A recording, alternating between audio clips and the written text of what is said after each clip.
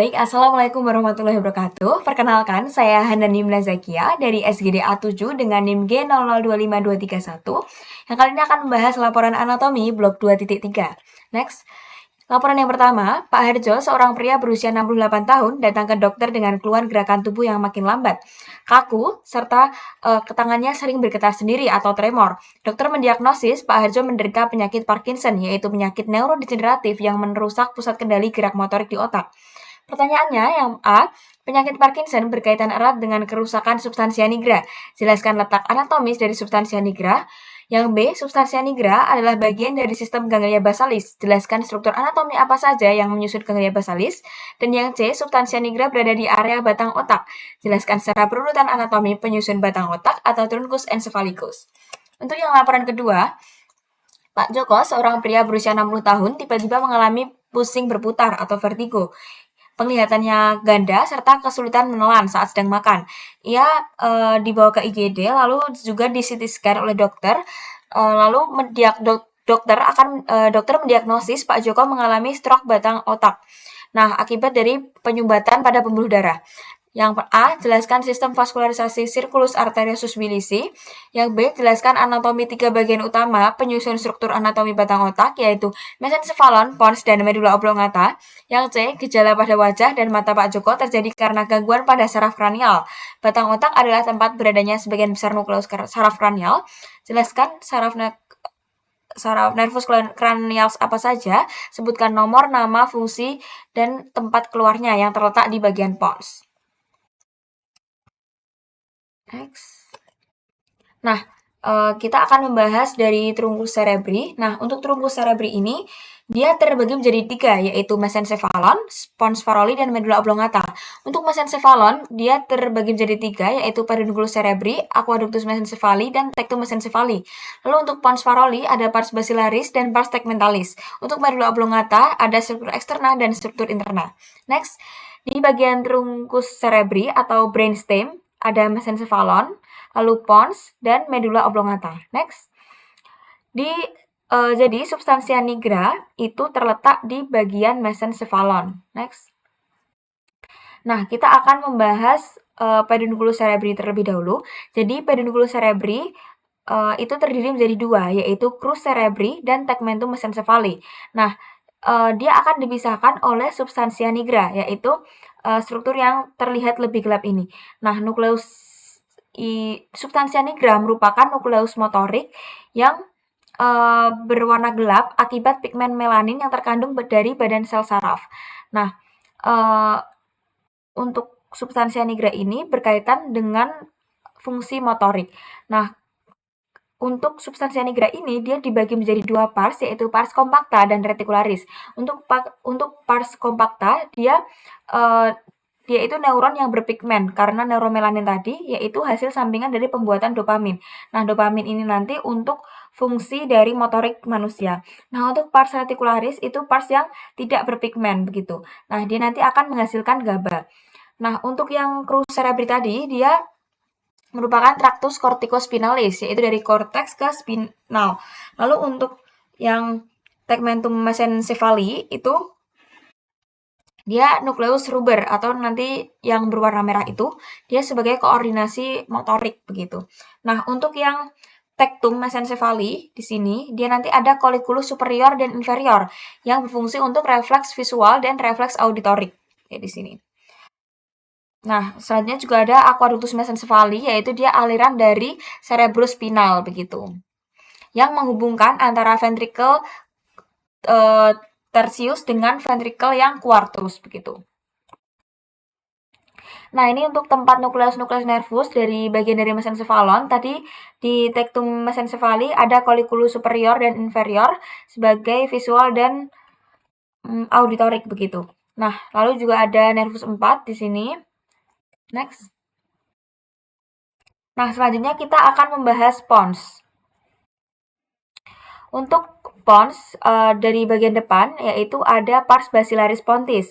Nah, ini nanti akan menjadi tempat keluarnya beberapa saraf kranial serta juga tempat menempelnya sirkulasi arteri bilisi. Nah, untuk di bagian belakang yaitu pars tegmentalis pontis. Next. Nah, untuk bagian pons itu ada beberapa saraf kranial yang bermuara di sini, yaitu ada dari nervus trigeminus, nervus 5, selanjutnya ada nervus 6, lalu 7 dan 8. Nah, kita bahas dari pons dulu ya. Nah, untuk yang dari pons tadi kan nervus trigeminus atau 5, dia terletak di brachium pontis, di sebelah sini. Lalu untuk yang abdusen, nervus 6, dia ada di sulcus bulbopontinus, di sini. Nah, lalu untuk nervus facialis atau nervus 7 ada di angulus cerebropontinus. Jadi dia berada di bagian sini. Lalu untuk yang nervus 8 dia berada di angulus cerebellopontinus juga, karena ini kan memang dia di satu tempat begitu. Nah, selanjutnya kita akan membahas yang bagian di medula oblongata. Nah, untuk medula oblongata dia berasal dari mielencephalon. Kita bisa tinjau dari aspek eksternal serta internalnya. Untuk aspek eksternal dari bagian ventral ini juga menjadi tempat keluarnya nervus cranials, yaitu nervus 9, 10, 11 dan nervus 12. Untuk nervus 9 glossopharyngeus dan nervus vagus dan aksesoris dia terletak di sulcus posterolateraalis, sedangkan di sulcus anterolateraalis untuk muara dari dari nervus hypoglossus. Nervus 12 di sini. Jadi sulcus posterolateraalis dan sulcus anterolateraalis. Nah, untuk dari belakang atau dorsal ini ada fasciculus. Nah, dia fungsinya untuk apa? Untuk mengatur somatosensorik. Nah, dia dibagi menjadi dua, yaitu fasciculus yang gracilis. Untuk yang fasciculus gracilis ini nanti dia untuk ekstremitas bawah, contohnya kaki. Nah, untuk fasciculus cuneatus dia untuk ekstremitas yang atas atau tangan kita gitu. Nah, ini tadi nervus cranialis yang keluar dari medula oblongata 9, 10, 11, 12. Lalu juga terdapat beberapa penonjolan karena pendesakan dari struktur-struktur. Nah, yang pertama adalah piramis. Dia di sini. Dia pendesakan dari tractus piramis atau corticospinalis. Lalu juga di lateralnya oliva itu dia merupakan pendesakan dari nucleus olivarius yang inferior. Lalu juga ada desusatio pyramidium, yaitu sebagai tempat dari penyilangan struktur tractus pyramidalis. Nah, lalu di tengah sini juga ada visura mediana anterior begitu. Nah, ini untuk aspek internalnya. Jadi terdapat kompleks nuklear olivarius, nukleus ambiguus sebagai motorik, dan juga nukleus tractus solitarius sensorik, dan nukleus dorsalis nervus vagus serta nukleus nervus hypoglossus. Nah, dari substansia nigra tadi, kita juga berkaitan dengan ganglia basalis. Nah, untuk ganglia basalis, ini terdapat nukleus caudatus. Nah, untuk nukleus caudatus, di bagian kepalanya atau kaputnya, nanti dia akan berlanjut ke putamen. Sedangkan di bagian kaudanya, dia akan berlanjut ke amygdaloideum. Nah, untuk nukleus lentiformis dia ada dua, yaitu putamen serta globus pallidus. Putamen sini dan globus pallidus di sini. Nah, selanjutnya adalah claustrum. Untuk claustrum ini dia berada di antara insula sama putamen. Jadi dia di antara insula dan putamen. Putamen tadi kan di sini. Nah, selanjutnya untuk yang corpus amygdaloideum dia itu berhubungan dengan sistem limbik dan juga berhubungan juga dengan uncus pada gyrus hipokampi. Nah, ini untuk organization dari nukleus atau ganglia basalisnya.